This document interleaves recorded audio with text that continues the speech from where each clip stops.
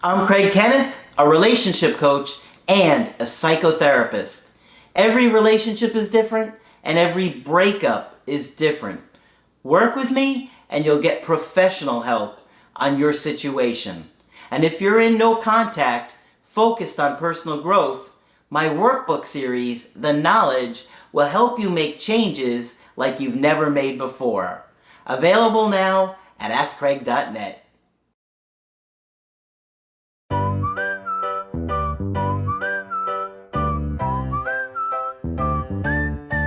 Hi there, I'm Coach Craig Kenneth. I'm Coach Margaret. And today we're going to be talking about the power of positive thinking.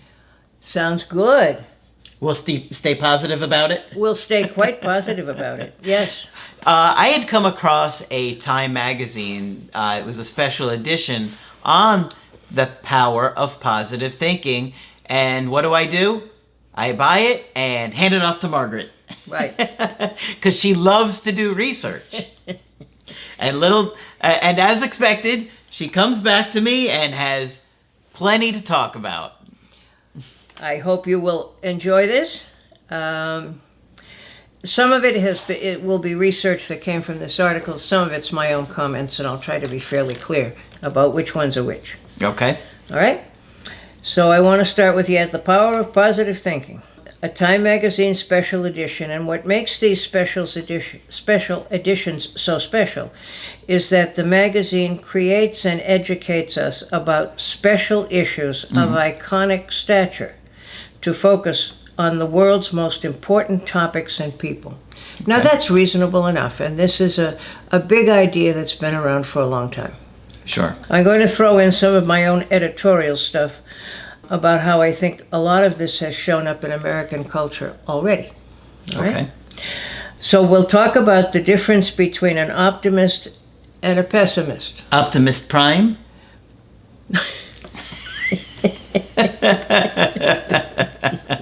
Pessimist brat. We all know the story of how the optimist sees the glass half full and the pessimist sees it as half empty. I think that's the most common image, don't you? Sure. Yeah. The glass is half full. No, it's half empty. Yeah. All right. This edition is very careful to say that they want to talk about embracing positivity through realistic eyes. And that can become difficult. Like anything else, this is not altogether simple. All right. Most of us get our first introduction to positive thinking when somebody reads us or we see on TV the story of the little engine that could. Do you remember the little engine that could? Yes. I think I can. I think I can, yeah. The engine, which always has illustrations, the engine always has these wonderful pictures of having facial features, and I think it's she, and she smiles and she does this and that, but she's always quite appealing. The little engine is always quite appealing. Okay. And she's trying to pull a heavy train over a hill. The train is loaded with gifts and treats for good little boys and girls. I don't know if this is used around Christmas time, and the idea is that it's Christmas gifts. I don't know. Interesting. I don't think I've heard that part of it before. But they're very careful to say, for good little boys and girls. Mm-hmm. I don't want you to miss the moral issue here. The train gets stuck because I guess what she's trying to pull is too heavy, and she has to get over a mountain. And there were 3 bigger, stronger engines, and she asked them for help, but none of them would take the time to help her out. And so she finally decides that she has to do it all by herself. And as it chugs uphill, she says, I think I can, I think I can. And the moral of the story is, if you think you can, you can. Okay. Right? And I think Henry Ford is credited a great deal for having said that. I happen to know that it was said before him by some of my Greek and Roman old friends, but it's an interesting thought. I can because I think I can. And one of my favorite movie scenes is kind of related to that. It's in Star Wars The Empire Strikes Back, where Luke is stuck on the planet and with Yoda, and his spaceship is landed in the swamp and he can't get it out. And so Yoda's trying to tell him, you can move it out with the Force. And so Luke tries it, but he gets it and it starts to come out, but then he can't do it. And it falls back into the swamp. And he's like, I can't. It's too big. And so he goes off and he sulks in the dirt and he's huffing and puffing. And Yoda starts to lift it out of the swamp by himself. And Luke doesn't know till R2-D2 starts screaming at him to get his attention. So Luke runs over and he sees the X-Wing is now lifted out of the swamp, and Yoda moves it onto the land. And so Luke looks at it and he goes, looks at Yoda, he goes, I don't believe it. And Yoda goes, that is why you failed. Oh, there you go. Very good. Yeah. Very good. So that's my favorite example of it. Yeah, that's good. The other place that I think children hear about this sort of thing is, do you recall the Peter Pan thing? Right? Peter Pan. We all know Peter Pan, Sure. right? Okay. And when he comes to help the unhappy children who are in the story, he explains to them that if they want to go flying with him, they have to think happy thoughts. Okay? It's been a long time since I've seen Peter Pan. Yeah. I don't remember that part. Yeah, you have to, if you want to fly around with him, you have to think happy thoughts. All right? So I thought that was just interesting to point out. This is a concept we've heard more about than we often consciously think. Why would our brains be wired this way? It's tempting to speculate that optimism was selected by evolution, precisely because, on balance, positive expectations enhance the odds of survival. Now, that paragraph is my biggest takeaway from this whole thing. Doesn't it make perfect sense that evolution would lean toward optimism, because I'm sure that you have a better chance of escaping the saber-toothed tiger if you think you can than if you don't think you can. If you're in the corner crying and screaming. Yes, yeah, with your blanket sucking your thumb. Yeah. I'm not sure they had blankets back then, but you would know more than I do.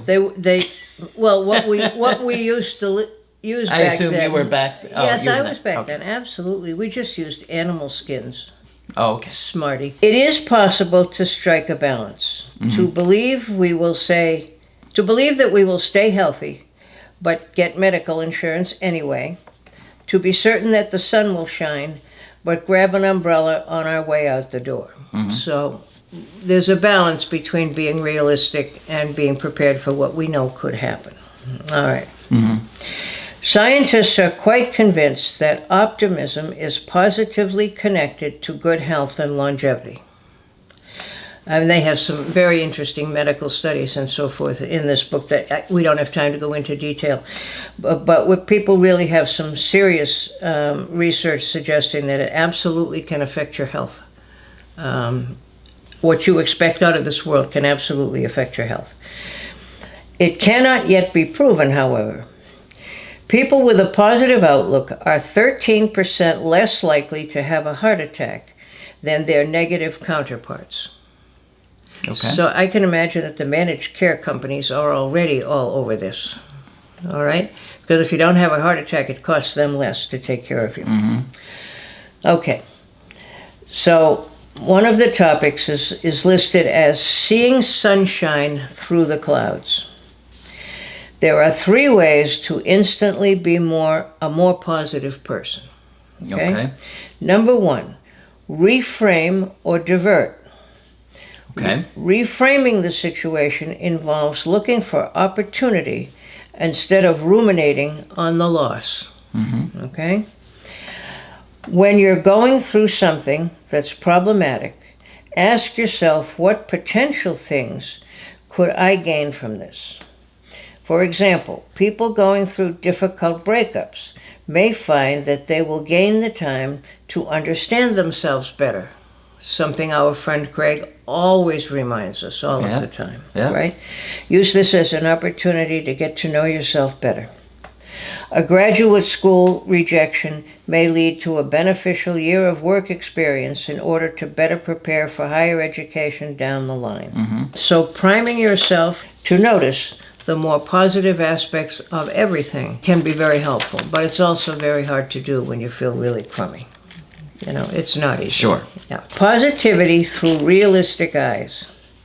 How can we remain hopeful, benefiting from the fruits of optimism, while also guarding ourselves from its pitfalls, like as not seeing the hole you're about to fall in, right? Optimism, even after a few years of advances in neuroscience, is still a puzzle. Okay. How is it that people maintain this rosy bias even when information challenging our upbeat forecast is so readily available? All right? Okay. Only recently have we been able to decipher this mystery by scanning the brains of people as they process both positive and negative information about the future. The findings are striking. When people learn, their neurons faithfully encode desirable information that can enhance optimism, but fail at incorporating unexpectedly undesirable information. All right? So we have a bias to remember the positive stuff we hear, but much less interest in learning the unpositive stuff that happens. Okay. All right? When we hear a success story or of a famous person, our brains take note of the possibility that we too might become immensely rich one day. But hearing the oft-cited statistic that notes that the odds of divorce are almost 1 out of 2 does not make us think that our own marriage may be destined to fail. And I think that's very interesting. If we hear a positive story, we think, well, that's cool, that might happen to me. But if we hear a more negative story, it's easier to just sort of block it out and not take it in. All right? Okay. So it really does sound like nature and evolution has been primed for the positive. Now, I can tell you from my own experience, and as we all know, I've been around for the last 400 years. I first heard of the power of positive thinking when a clergyman from New York named Norman Vincent Peale wrote a book called, you'll be surprised to hear, The Power of Positive Thinking. All right? Other professionals didn't like the book at all. Okay. But his congregation, now he was a clergyman, but his congregation and everyone else just loved what he had to say. He was pastor of a church in New York City called the Marble Collegiate Church in Manhattan. Okay. He wrote numerous books, and he was very popular with the Trump family. And Donald's father used to gather up the relatives on Sunday and take them into New York to hear this man preach. Okay? This Norman Vincent Peale said things such as, shoot for the moon. Even if you miss, you'll land among the stars. Cool, right? Believe in yourself. Have faith in your abilities. Without a humble but reasonable confidence in your own powers, you cannot be successful or happy. All right? He must have stole that from Yoda. Absolutely. He was extremely influential in spreading the gospel of optimism versus pessimism. He died in 1993, but I can remember listening as a kid and being aware of his sermons were on TVs for years after that. This was a topic that really got people's attention. Another source for the current thinking about the power of positivity is cognitive behavioral therapy, where thoughts... Your favorite. My favorite. Where thoughts are the major focus of therapy. Not your emotions, not your life experience, but your thoughts. The belief is that if you change your thoughts, you can change your life. All right? And certainly, obviously, we have more control over our thoughts than we have over other parts of our being. And we can choose to be optimistic, and we can choose to have a better outlook. All right? And that's where they're beginning. And I'm going to stop right there for this part. Okay. Did you want to add any thoughts or opinions? I think I can. No, but what I'm saying is that really part of our culture is, and I think we're aware of it from childhood on, is that optimistic and happy thoughts are a good thing. Yeah. And I think it gives people some feeling of power. Absolutely. At least over their own life, or ability to change it. Absolutely. Which is a good thing. Yes, it certainly is. And there's a philosopher who said, if you can change your thoughts, you can change your life. And I think to some extent that's absolutely true. Sure. If a lot of people think that a task is impossible, then they're not going to attempt it. No. They have to have some belief that it's a possibility.